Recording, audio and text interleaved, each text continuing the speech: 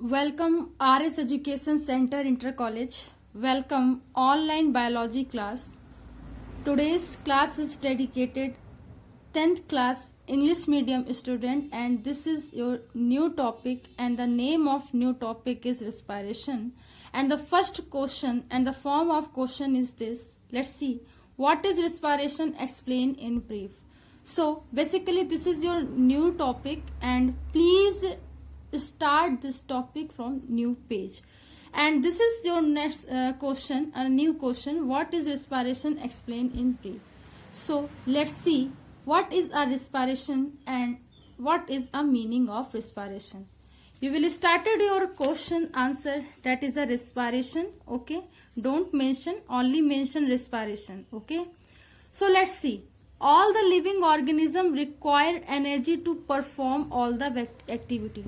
Basically सभी organism में vital activity के लिए एनर्जी की रिक्वायरमेंट होती है. So the solar energy trapped by the green plant and during the photosynthesis, and it is the ultimate source of energy. So basically green plant solar energy को trap करके उसका use करके source of energy को perform करते हैं या form करते हैं.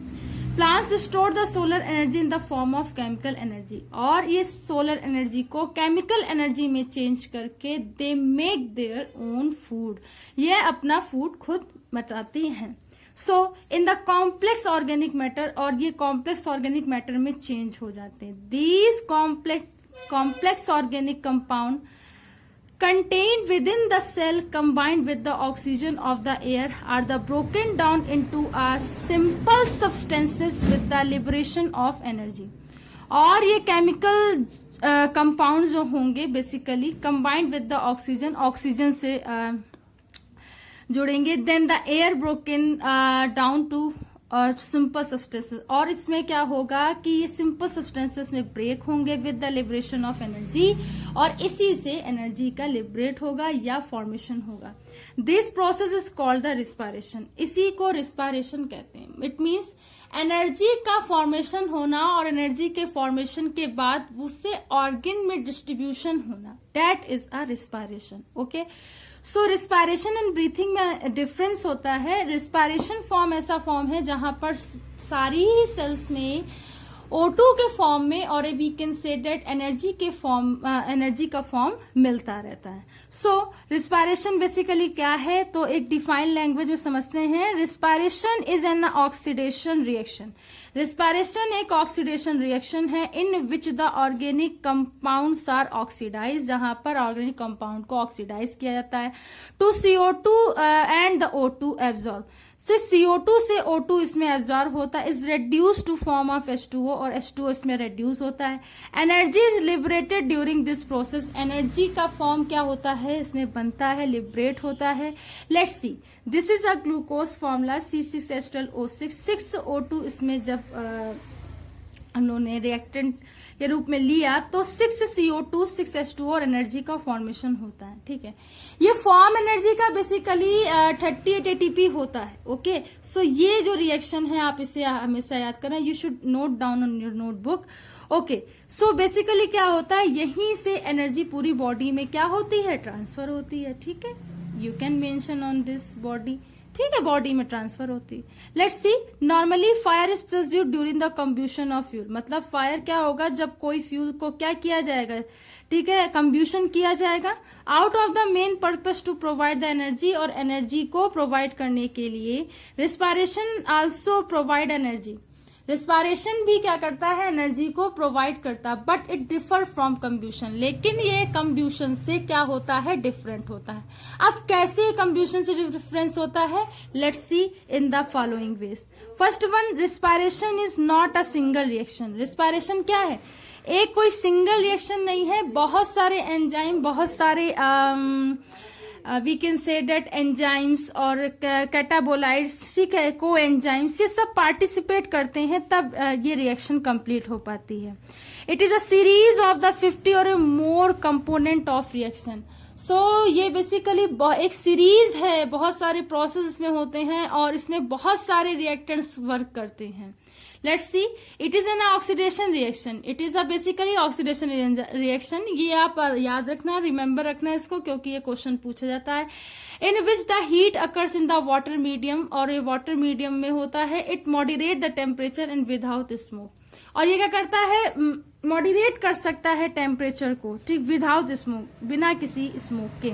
सो ये एक ऑक्सीडेशन रिएक्शन है, ठीक है, टेम्परेचर को मॉडरेट कर सकता है विदाउट स्मोक, इसे आपको याद रखना है।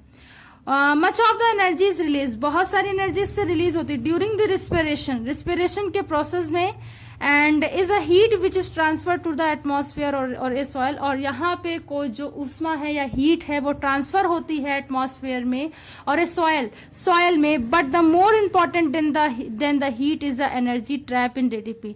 लेकिन इससे भी ज्यादा इंपॉर्टेंट ये है कि एनर्जी इसमें ट्रैप्ड होती है, एनर्जी का फॉर्म होता है, किसमें होता है, एटीपी, एडिनोसिन ट्राइफॉस्फेट के रूप में, and which is use for the many essential process और ए मेटाबॉलिक एक्टिविटी और ए फिजियोलॉजिकल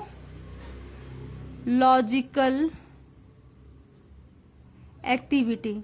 तो फिजियोलॉजिकल एक्टिविटी में इसका काफी ज्यादा यूज होता है। तो ये है रिस्पायरेशन, ठीक है। Respiration is a biochemical process or a oxidation reaction process which is completed by a different type of a coenzyme and the component reaction to form a ATP or a energy currency to provide a energy for the activity and the function of a all organ or a system. So ये है respiration, and let's see this structure. This is a glycolysis process, and glycolysis process में pyruvate बनता है, acetyl coenzyme होता है, ठीक है। यहीं से citric acid, cyclic craves acid cycle start हो जाती है, ठीक है। यहाँ पे अमीनो एसिड, और ये आप देख रहे हो ये अमीनो एसिड, फैटी एसिड के भी कंपोनेंट इसमें साइट्रिक एसिड में होते हैं, और ऐसे जैसे ही इसमें आते हैं तो रेड्यूस इलेक्ट्रॉन इसमें हो जाते हैं, और रिस्पायरेटरी चेन में एनएडी का फॉर्म होता है। अब ये एनएडी क्या करेंगे, फ्लेविन्स के फॉर्मेशन के थ्रू आयन सल्फेट सेंटर्स में आएंगे। कोएंजाइम क्यों बेसिकली हेल्प करते हैं, ताकि आप लोगों को रिस्पायरेशन का जो माइटोकॉन्ड्रियल प्रोसेस है वहां तक पहुंच सके, और साइटोक्रोम बी, सी, एफ बहुत सारे फॉर्म होते हैं जिसके थ्रू क्या होता है कि एटीपी का फॉर्मेशन होता है, एडीपी से एटीपी के फॉर्म में, और यहाँ पे O2 इंक्रीज होती है, H2O रेड्यूस होती है। ये है ओवरव्यू ऑफ रिस्पायरेशन, बेसिकली इसे कहते हैं ओवरव्यू ऑफ रिस्पायरेशन। ये है आज का ओवरव्यू। तो क्वेश्चन का फॉर्म ये रहेगा बच्चों, ठीक है। लिखना आपको यहां से स्टार्ट करना है, ये आप लिखोगे, यहाँ पे फिजियोकेमिकल एक्टिविटी को आप लिख लोगे, ये आपको डायग्राम बनाना है, ठीक है। सो आई होप कि आज की क्लास आपको समझ में आई हो, और अगर आपको कोई डाउट है तो आप पूछ सकते हैं। Thanks to all student to watch this.